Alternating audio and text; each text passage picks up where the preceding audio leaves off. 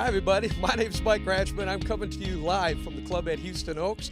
It's a Texas Golf Insider. My special guest today is Darren Howard, who's the director of golf out here. And I got a bunch of questions I want to ask you, but my number one question is years ago when they came to you and asked you, what's your thoughts about coming to work for us? What was your thoughts when you seen this place? Well, my original thoughts, I was real happy where I was, by the way. But then once I came on the property and did a tour, it was like, okay, I'm there. I saw the vision. I saw what this could be, and the rest is history. Well, I tell you what, speaking of history, man, this has got a lot of history behind it. And we've seen it all when it was open to the public a while back. And what the owners did with this and all the money that they have put into this place. And of course, you couldn't ask for a better architect to come out and put this course together. Darren, what a treat this has to be part of this. Oh, no, it's been a pure pleasure, from our clubhouse to all of our lodging facilities to our new gun club. We've got a tree house here. We've got hotel. We've got disc golf, we've got soccer golf, we've got fishing, we've got horseback riding, we've got an aquaponics farm now, and this was just the icing on the cake. And having a guy like Chet Williams was just unbelievable. I've had the fortune, this is my fifth one from the ground up or redo, and I've worked with some really great ones, and he's absolutely the best, absolutely. Well, I can tell you this, when we interviewed him last time, and again, I think the course is a little bit behind from opening.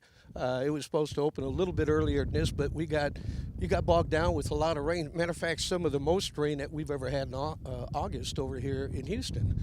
And Chet kept turning his eyes. Every time I'd bring it up, he says, we're going to get there. We're going to make all of this happen. But, we did get a chance to really tour it the last time.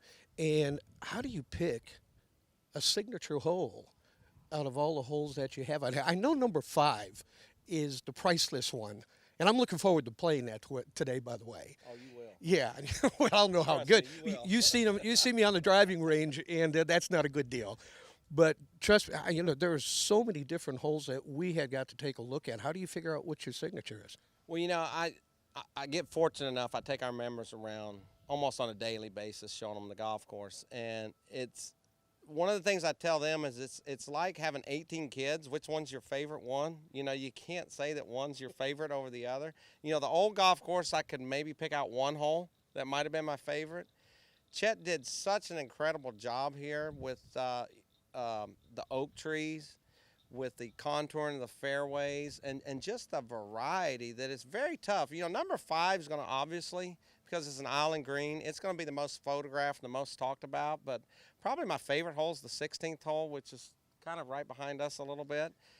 It's a long 5-par that kind of plays uphill, and it's got oak trees, and it's got contouring, and it's got a really great green to hit into. So I think we have 18 signature holes, really. Well, I tell you what, I've been around all of them. Now we're going to get to play a handful of them today.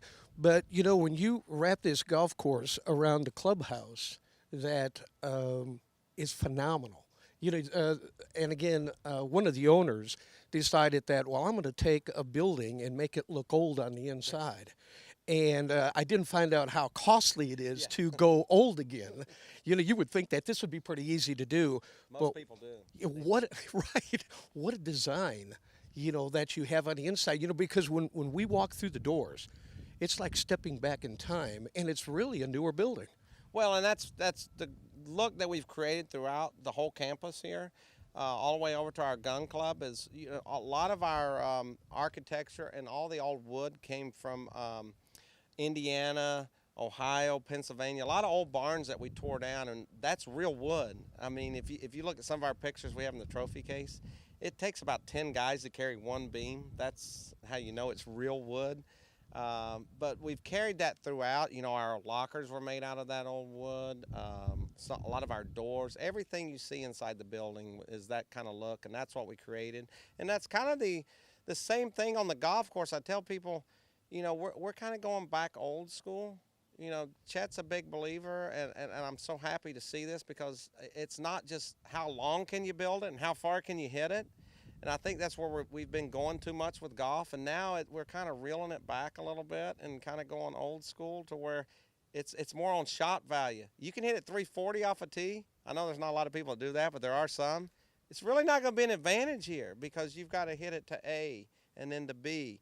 It's really going to be a second shot golf course or third shot on the par fives, and being very accurate on the wherever the hole locations are. Well, I noticed it's you got 6 tees out here, so you can pick your poison. You know which ones you want to shoot from. If you want to make it long, it's pretty challenging for the long hitters as well too. But it seems more like a course management than anything else. You know, placing your shots and stuff. So it's pretty interesting just to drive around the place and take a look at it. And the 6 tees, whose idea was that? Well, that was a combination of the entire club. We wanted to make sure that we could accommodate a complete beginner, a junior, all the way up to a tour professional. So we're going to go from right around 4,000 yards on what we call our wee tees. And so even if a beginning lady would like to play from there, that's fine. That's okay. That we want you to start from there. We want you to have fun. But it goes back to a little bit over 7,000. But you have to remember we're par 71, so that's going to play a little bit over 7,200 yards, and a lot of those holes you can't hit drivers. So it's going to be a challenge, but then again, if you pick the correct set of tees, you're going to have a great day, and that's what it's all about. Well, I can tell you this. I've been doing this for 25 years. Going into 25 is February, and we have gone to media days. I've played some of the best courses in Texas. There's nothing like this in Texas. And folks, if you're looking for a membership of any kind, and again, Darren, I would call this more of a country club resort. I could not be too far off from that, because that's the feel you have with when you say the clubs. It's not just about the golf course. You know, you're talking the gun club, the fish club, and you know, and being a member out here, which I assume and I heard you're doing very well. But some of the memberships, if we could talk a little bit about that, because some of those are available to the social side as well. And I find that pretty interesting. Absolutely. You know, we have a social, which is social and gun club. It kind of incorporates that. And then we have a senior golf, which is basically just weekdays. And then we have full golf, full facilities, and then we have a legacy membership. But, you know, one thing that people don't realize is we have tennis, we have golf, we have shooting, we have fishing, we have soccer golf, we have disc golf, we have swimming, we have dining, and we now have the aquaponics farm. We have a wine club. We have a travel club here that we do trips on. So it's just endless. It's I hope this is what you see going forward with clubs, and more open to families as well, and just encompassing everything there is to be a member of a club. You know, I think that's the direction. If we're going to keep the game of golf healthy again, I think that's what we're going to have to do. Everything is pretty much going to be geared toward the family. But, you know, there are clubs out there right now that do have the gun clubs, do have the fishing, but not right on campus.